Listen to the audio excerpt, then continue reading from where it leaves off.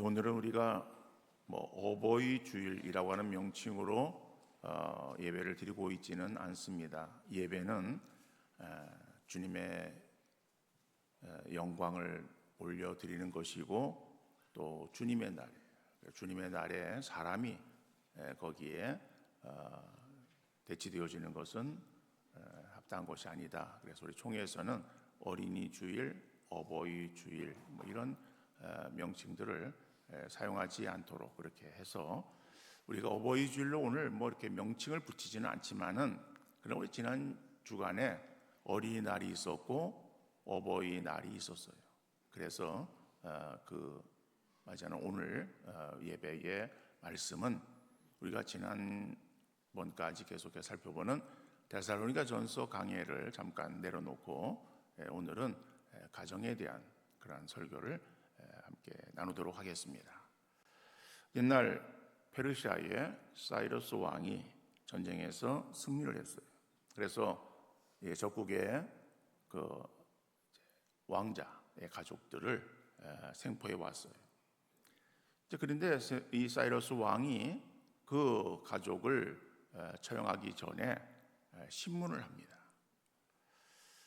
그 왕자에게 묻는 거예요. 만일 내가 왕자인 당신의 생명을 살려주면은 어떻게 하겠는가? 라고 말하니까는 그 왕자가 내 재산의 절반을 드리겠습니다. 라고 말을 했어요.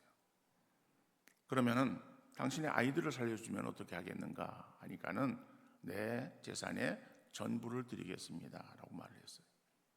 만일 당신의 아내를 살려준다면 어떻게 하겠습니까?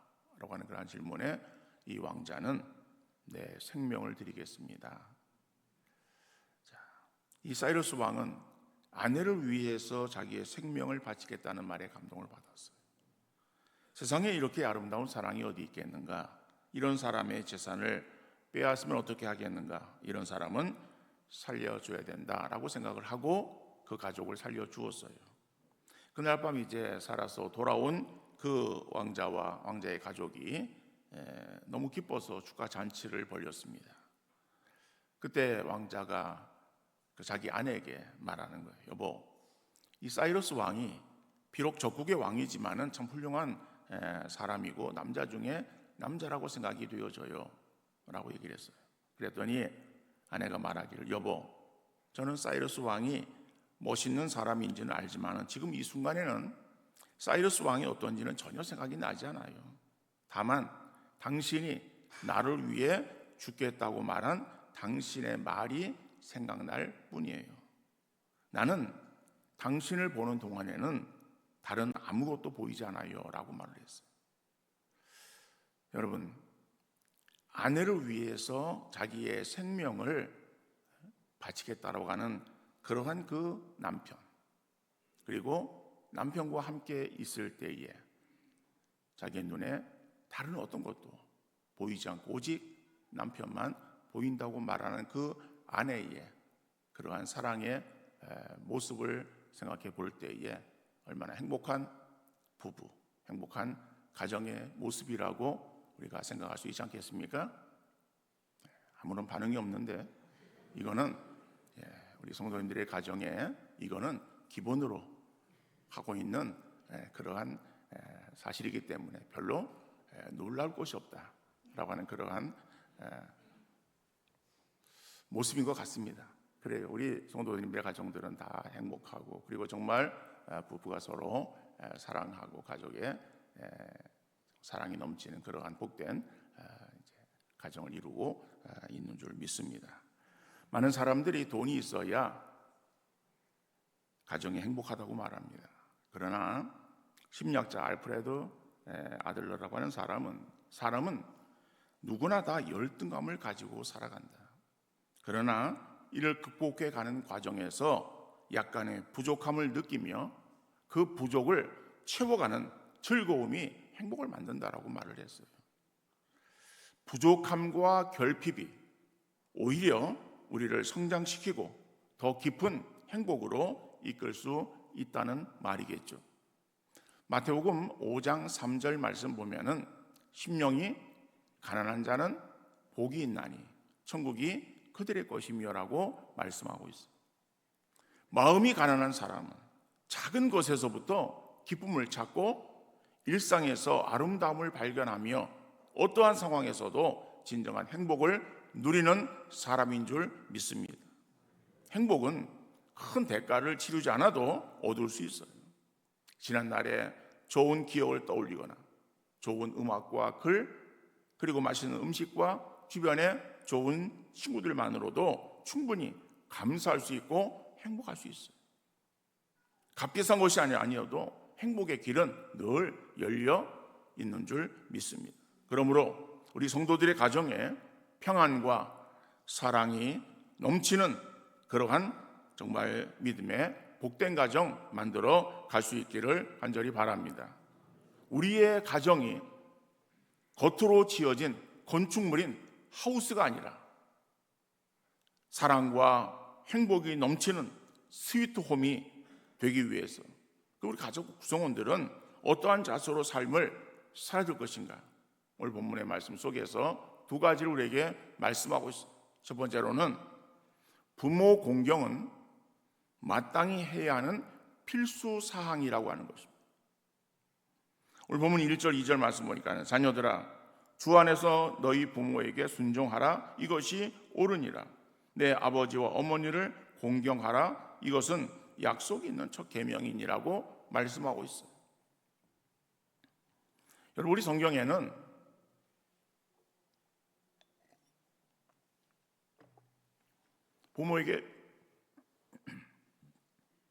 부모에게 순종하는 것이 옳은 것, 옳다라고 말씀하고 있어요. 그런데 이 옳다라고 하는 옳은 것이라고 하는 이 부분을 다른 성경에서는 그 의미를 어떻게 해석하는가 하면은 마땅히 해야 할 일이라고 그렇게 번역하고 있어요. 다시 말하면은 부모 공경은 옳은 것인데 그 옳은 것이라고 하는 것이 뭐예요? 부모 공경은 마땅히 우리가 해야 될 사항이다라고 하는 것이죠. 그러니까는 마땅히 해야 될 일이라고 한다는 것은 꼭 해야만 되는, 해도 되고 안 해도 되는 것이 아니라 꼭 해야만 되는 필수 사항이라고 하는 말씀이에요. 여러분 그런데 2절 말씀에서는 부모를 공경하는 것이 약속이 있다라고 말씀하고 있어요. 그리고 이어지는 3절 말씀 속에서는 그 공경의 결과로 잘되고 땅에서 장수하는 그러한 복을 말하고 있습니다. 여러분 우리가 당연히 해야 되는 필수적으로 당연히 꼭 해야 되는 그러한 일이라고 한다면은 아무런 대가가 주어지지 않아도 그것은 해야 되는 것이겠죠. 그러니까 대가를 바라보고 행하는 것이 아니라 우리가 당연히 해야 되는 일이라고 한다면 그것은 죄의 명령이기 때문에 지켜야 되는 거예요. 그런데 성경은 마땅히 해야 될 일이라고 말씀하면서 거기에 대해서 복을 약속하고 있어요. 그러니까 이것은 부모 공경에 대해서 강조하고 있는, 그러니까는 꼭 부모 공경을 너희가 해야 된다라고 하는 분명한 하나님의 말씀인 줄 믿으시기를 바랍니다. 왜 성경이 부모 공경에 대해서 이렇게 강조하고 있는가? 강조하는 이유가 무엇인가? 라고 하는 걸 생각할 때에 그것은 우리의 본성에 부모 공경을 잘 하지 못하는, 등한히 하는 그런 마음이 있기 때문에 그렇다는 거예요. 하나님 우리를 너무 잘 아시잖아요. 우리의 마음이 어떤 마음인가, 우리 인간의 속성이 어떠한 속성들을 가지고 있는가를 너무 잘 아시는 하나님께서 주시는 그러한 그 말씀이 우리가 잘 하지 못하는 그러한 것들에 있어서 이것은 꼭 해야 되는, 당연히 해야만 되는 그러한 필수적인 그러한 사항으로서 부모 공경을 말씀하고 있다는 것이죠. 우리가 자녀된 자들로서 부모 공경에 대해서 얼마나 잘하고 있는지 한번 스스로 돌아볼 수 있기를 바랍니다. 어떤 사람들은 나는 최선을 다하고 있다라고 생각할지 몰라도, 그러나 대부분의 사람들이 다 부모님을 여의고 나면은 마음에 남는 것이 더 잘 해드리지 못한 것이 마음에 생각이 나는 거예요. 여러분 후회하는 마음이 드는 것은 부모님 살아생전에 잘해드리지 못했다는 것을 나타내는 그러한 하나의 반증이라고 말할 수 있지 않겠습니까? 부모님이 돌아가셨는데 후회스러움이 든다고 해서 돌아가신 부모님에게 어찌할 수 없어요. 그저 그렇다고 그저 후회하고 탄식함으로 시간을 낭비해서 되겠는가? 또 그럴 수도 없다는 것이죠. 그러면 우리가 어떻게 되는가? 시간을 되돌릴 수는 없어요. 그러나 앞으로 주어지는 시간을 우리가 잘 대비하면 되는 것이겠죠. 다시 말하면 내가 정말 행하지 못한 그러한 것들, 내가 부모님이 돌아가셔서 이제는 내가 더 이상 어찌할 수 없는 그러한 상황에 놓여 있다라고 할 때에 우리의 자녀들은 나처럼 후회하는 삶을 살지 않도록 하기 위해서 부지런히 부모 공경을 가르치는 우리 신앙의 부모들 되어질 수 있기를 간절히 바랍니다. 내가 대접받고 잘 먹고 잘 살기 위한 것이 아니라 우리의 자녀들이 이것을 잘 행하여 그들의 삶에 하나님 말씀대로 복된 삶을 살 수 있게 해주는 것이 우리 신앙의 부모들이 해야 될 도리이기 때문에 그런 것입니다. 오늘의 시대가 개인주의와 이기주의로 흐르는 것을 사회의 현상으로 그냥 돌리지 마시고 성경을 통해서 오늘의 시대를 분별하는 영적 눈이 우리에게 뜨일 수 있기를 바랍니다. 오늘의 시대에 대해서 성경이 이렇게 말씀하고 있습니다. 디모데 후서 3장 1절 2절 말씀 보니까는 너는 이것을 알라 말세에 고통하는 때가 이르러 사람들이 자기를 사랑하며 돈을 사랑하며 자랑하며 교만하며 비방하며 부모를 거역하며 감사하지 아니하며 거룩하지 아니하며 마지막 말세의 모습을 이렇게 성경은 우리에게 밝히 말씀하고 있습니다. 2000년 전에 바울이 디모데에게 편지하면서 주신 마지막 때가 이를 때에 되어지는 그런 현상이라고 말씀하고 있어요. 여러분, 이 말씀 가운데서 오늘 우리의 시대를 돌아볼 때에 어긋나는 것이 있습니까? 다 그 말씀 속에 포함되어지는 그러한 그 내용들이에요. 여러분, 우리가 살아가면서 시대를 거스르는 것은 쉽지 않아도 우리 그리스도인들은 세상의 흐름에 우리의 삶을 내던지지 마시고 세상을 거슬러 하나님 말씀대로 살기 위해 믿음에 몸부림치는 우리 귀한 믿음의 성도 다 되어질 수 있기를 간절히 바랍니다. 우리가 생선 연어를 생각할 때에 우리가 먹는 것을 먼저 생각하면 회를 먼저 생각하겠지만은 그러나 연어라고 하는 그러한 이 생선, 우리는 그 미물인 연어를 통해서 하나의 교훈을 얻을 수 있어요. 연어는 회귀 본능을 우리가 행하고 있습니다. 다시 말하면 연어가 죽을 때가 되면 자기 태어난 곳으로 돌아와서 알을 낳는 것이죠. 그리고 죽는 거예요. 그러니까는 자기가 태어난 바로 그곳으로 돌아가서 거기에 다시 알을 낳는 거예요. 근데 고향을 찾는다라고 하는 것이, 그렇죠? 자기가 태어난 그곳을 찾는다는 것이 쉽잖아요. 몸에 많은 상처가 나고 그리고 굶주리며 물살을 거스르고 곰이나 맹수의 공격에도 아랑곳하지 아니하고 알을 낳기 위해서 최선을 다하는 거예요. 여러분, 미물인 연어도 본성을 따라 물살이나 죽음도 불사하는데 우리 그리스도인으로서 당연히 해야 되는 하나님 말씀을 적당히 지나치고 세상의 조류에 편승하여 적당하게 떠내려가서는 안 되는 것이겠죠. 세상의 물결을 거슬러 하나님 말씀을 붙잡기 위해 믿음에 몸부림치는 그러한 귀한 은혜가 우리 모두에게 있어질 수 있기를 간절히 바랍니다.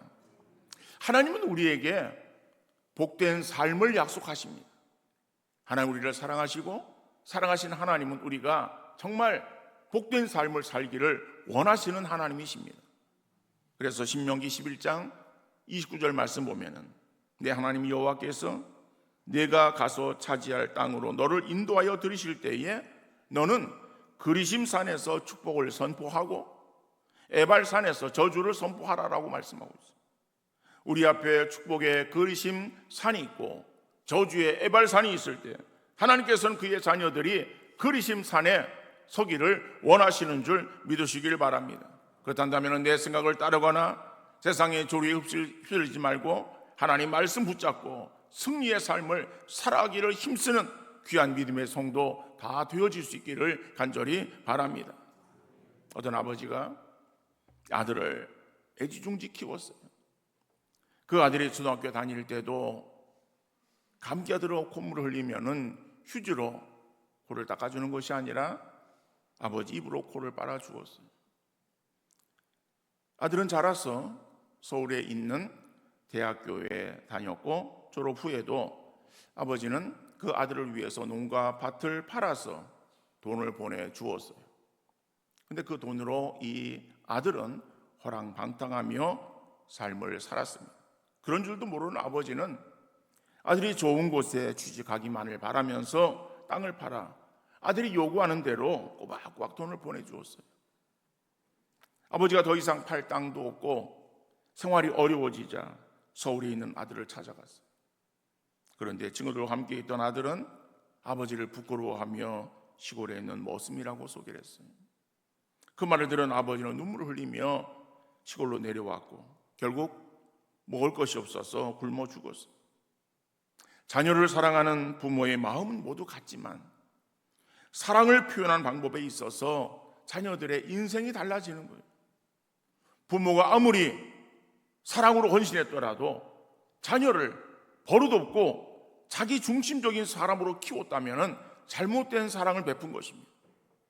아끼고 사랑하는 자녀일수록 하나님 말씀으로 가르치며 친히 본을 보이면서 필요에 따라 훈계하여 하나님을 경외하는 신앙인으로 양육하는 우리의 신앙의 부모 되어질 수 있기를 간절히 바랍니다. 이렇게 성장한 자녀가 부모를 공경하며 이웃을 사랑하게 되고 하나님께서 베풀어주는 복받는 인생 되어질 줄로 믿습니다. 두 번째로 자녀의 마음에 상처가 아니라 하나님 말씀으로 양육하는 부모가 될 수 있기를 바랍니다.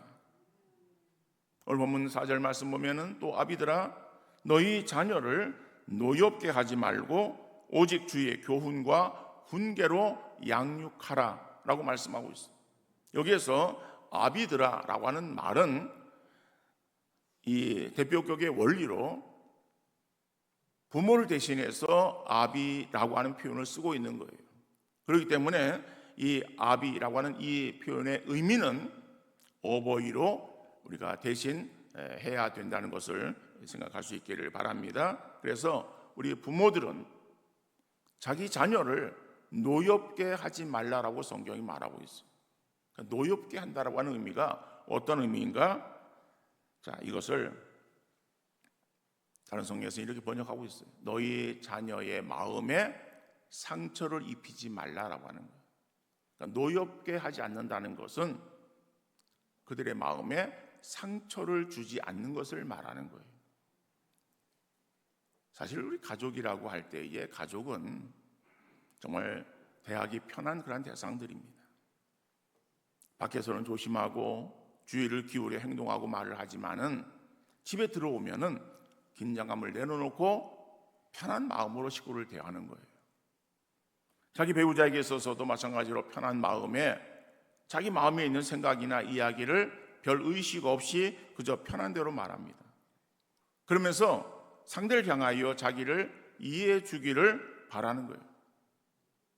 배우자는 서로가 성년이기에 자기가 힘들어도 힘들어하는 상대를 배려하고 이해하는 마음을 갖습니다. 그러나 자녀들은 그렇지 못한 거예요. 특히 사춘기를 지나는 자녀이든지 아직 미성년의 그러한 자녀들은 부모의 말에 깊은 상처를 받습니다. 부모는 자녀가 어리게만 보이고 또 자기는 부모이기 때문에 자녀에 대해서 다 알고 있고 그래서 그 자녀를 더 좋은 방향으로 이끌어 준다는 생각에 자기 입장에서 이야기를 하는 거예요. 상대 이야기에 귀를 기울이지 않아요. 자기의 생각만 주입합니다. 이런 일들의 결과는 아이들이 부모님은 내 말을 들어주려 하지도 않고 무시한다는 생각에 아예 부모와의 대화를 거부하는 거예요. 교육은 일방적인 훈시가 아니고 상대와의 대화로 이루어져야 되는 거예요. 여러분, 내가 살아왔던 과거의 상황과는 너무나도 판이하게 다른 그러한 새로운 세상에 살고 있는 아이를 내가 내 부모에게서 교육받았던 그 기준으로 우리의 자녀, 손들을 양육할 수는 없습니다. 그러면 자녀의 말을 다 그대로 들어주는 것이 옳은가 하면 그것은 아닙니다. 나아가서 자녀의 길을 꺾어서 안 된다라고 하면서 자녀들이 하고 싶은 대로 전혀 제재도 안 하고 다 수락해 줘야 되는 것도 결코 아닙니다. 그래서 본문은 자녀 양육에 대해서 하나님의 말씀으로 양육하라고 말씀하고 있어요. 오늘 본문은 주의 교훈과 훈계로 양육하라고 하는 그러한 그 말씀은 하나님의 말씀으로 교육하라고 하는 말씀이에요. 디모데후서 3장 16절 17절 말씀 보면은 모든 성경은 하나님의 감동으로 된 것으로 교훈과 책망과 바르게 함과 의로 교육하기에 유익하니 이는 그렇게 행하는 것은 하나님의 사람으로 온전하게 하며 모든 선한 일을 행할 능력을 갖추게 하려 함이라고 말씀하고 있어요. 여러분, 하나님의 말씀은 우리에게 위로와 권면의 말씀이고 힘이 되어지는 말씀이지만 어떤 때는 우리를 교훈하고 책망하는 그러한 말씀이 되기도 하는 것이죠. 그래서 오늘 본문에 나오는 주의 교훈과 훈계라고 하는 말은 하나님 말씀을 의미하고 있는 거예요. 하나님 말씀으로 양육할 때에 그들이 온전히 정말 하나님의 사람으로 세워질 수 있고 선한 일을 행할 수 있는 그러한 능력을 갖추는 그러한 사람이 될 수 있음을 말씀하고 있습니다. 우리 부모들은 자녀들을 위해서 끊임없이 기도할 수 있기를 바랍니다. 더 나아가서 내 생각이나 내 의도대로 강압하는 것이 아니라 하나님 말씀을 따라서 바르게 교육하는 우리의 신앙의 부모들 되어질 수 있기를 간절히 바랍니다.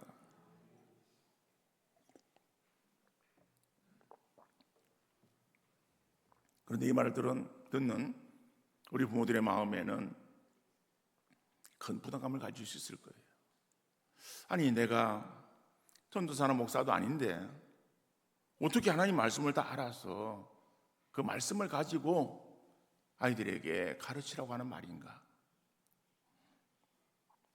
여러분, 우리가 하나님 말씀에 대해서 구구절절히 다 알아서 그것을 가르치라고 하는 그러한 말씀이기보다는 먼저 여러분이 자녀를 위해서 기도하시면서 그 자녀에게 분명히 심어줘야 되는 그러한 그 믿음의 자세가 있어요. 그것이 무엇인가 하면은 바로 신앙의 정체성을 세워주는 거예요. 네가 누구냐? 그래서 내가 누구인가라고 하는 그 자기 어떤 정체성에 대한 분명한 의식을 가지고 살아가는 그러한 우리의 자녀들 되어질 수 있기를 간절히 바랍니다. 세상에 다른 어떠한 학문들을 넣어주기 전에 너는 하나님의 사람이라고 하는, 그래서 자녀가 생각할 때 내가 하나님의 사람이구나라고 하는 그 하나님의 사람이라고 하는 자기 어떤 정체성을 분명히 가지고 세상을 살아갈 수 있도록 그것을 교육하는 우리의 신앙의 부모 되어질 수 있기를 간절히 바랍니다.